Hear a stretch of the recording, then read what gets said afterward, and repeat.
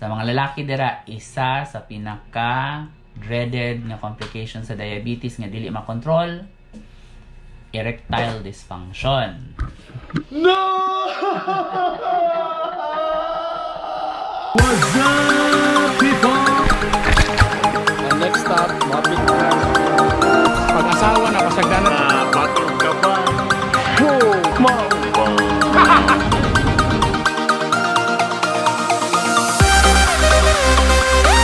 Good day, people. Mga naging mga semana, diri sa ABS-CBN, nagpagayon mi among annual physical exam. And nana ang mga resulta. Taas akong sugar, 285. Kung asa dapat ang normal kay 70 to 105 ra dapat, pero ako 285. Ang total cholesterol dapat less than 200 lang, ako 240. Ang triglycerides less than 150, ako 242. Akong gi-research, pasabot daw ni fats daw ni nga makita sa akong dugo. Taas kayo. Ug uban pa medyo nara sa normal. So burag tulo ang nay-araw nga taas. Say pasabot ani. Para mas maklaro gyud ni, matuta sa akong doktor nga si Doc Jerome Basan diri sa Polymedic. Kung atong tanawon susihon kung unsay pasabotan niya akong result. Let's go.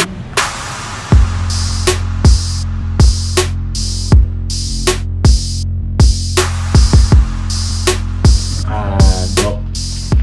And then ang akong... Wait, silence I got my result. Mga lagi.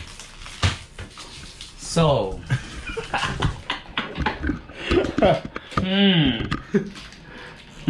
Murag wa ka nalipay, Doc, sa imong kakakita sa resulta. Nag-smile ko, Bern, actually, pero you know, frustrating. So I just want to make sure that right now my sugar levels are okay, so that I can eat. So I prick myself there, get some blood, just put it here. Can you guess what it is? Hold on! Can you guess? Look at that. It's at 103. Now how perfect can you get when the normal level is between 80 to 120? 103? Can't get any better than that. Ano ni siya, no? The first time ta nag-ila, nag-prescribe ta sa imong mga maintenance. And then I taught you kung unsaon pag pag-diet, unsay mga proper na mga pagkaon, imuhang kaunon, and exercise, mga inana. But sad to say, tungod sa kabisi sa imuhang life, sa kabisi sa busy kaayo nga mga projects, unfortunately medyo napabayaan, no? I'm not saying I blame you, pero medyo nalimtan yun siya, Bern. Diabetes, unsa man kini siya, it is a condition, no? Condition ni siya sa lawas nga dunay pagtaas sa blood sugar, nag-circulate, no? Nasa dugo ra gyud ang sugar kay dili kagamit sa lawas, no? Nganuman daghang factors, isa ani kuwang ang pag-produce og insulin sa lawas. Okay. Ni Brother Bern. Kaduha ani, kung nakakita mo sa iyang before, pwede nyo ipakita yung before o after nga picture. Ang before niya picture medyo sa amo pang storya o kaj. Dako is Brother Bernie, no? So kani siya ang obesity isa gyud sa mga factor usab nga makakontribute sa pagka-diabetic. Mo niyo paminaan, Brother Bern, ha, kay medyo dili gini siya nindot nga mga complication sa kidneys. Simba ko. Yes, isa niya sa mga dreaded complications sa mga pasyente nga dunay diabetes kung dili makontrolar, no? Complications sa kidney, so pwede mag dialysis, pwede mag transplant. Kaduha pwede mag heart attack. Hoy, simba ko. Yes. Pwede yun mag heart attack, no? Unya heart attack ra ba dili ba ginamoingon nga, uy, mag heart attack ka ugma ha sa pangandam, dili. No, mag heart attack anytime ang isa ka diabetic and regardless of age. No? So kana siya. Kaduha ay katulo, pwede nga mag-stroke. Kay dili lang man ang sugar ang saka. Pwede pong saka ang kolesterol. So dinhi sa tag-as ang kolesterol ni Brother Bernie. No? So, kana siya. Sa mga lalaki dira, isa sa pinaka dreaded nga complication sa diabetes nga dili makontrol, erectile dysfunction. No!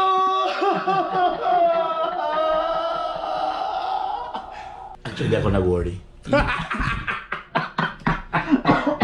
unsa man na erectile dysfunction, no? Para sa mga naminaw karon, ang erectile dysfunction is ang pagkaluya ni Manoy, no?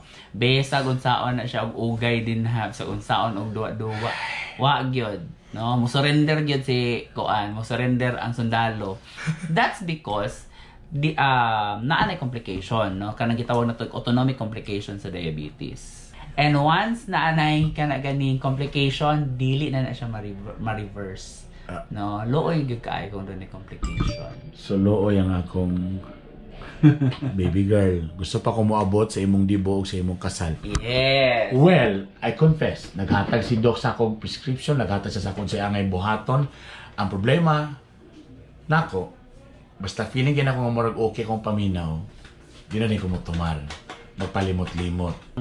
Di magsalig sa tambal, no?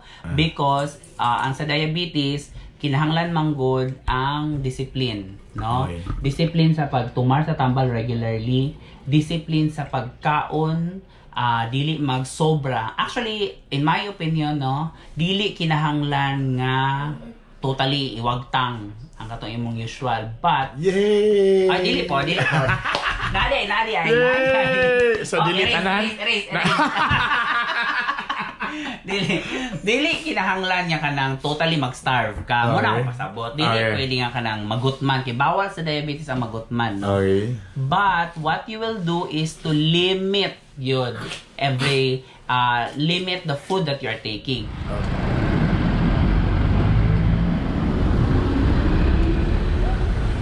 Ito sa taas. Okay, ang office ka. Alright, so we're done. Ibisita na mo si Doc Jerome Basang. And please kung na mo yung mga i-suggest na food, comment below. Kung na mo yung i-suggest na ang buhaton, comment below. Alright? Wala na mo lakaw. Bye.